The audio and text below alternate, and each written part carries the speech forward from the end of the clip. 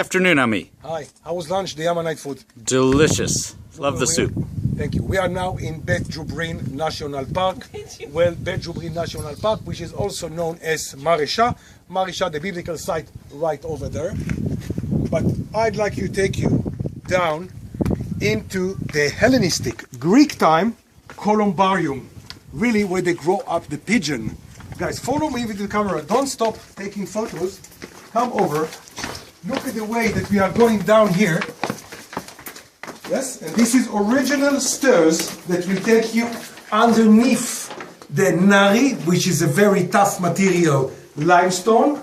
And the people who lived here about 2,300 years ago, they are building up a whole system of growing up pigeon under the under the tough ground just up there. Guys, this is what a dovecote, this is columbarium right here.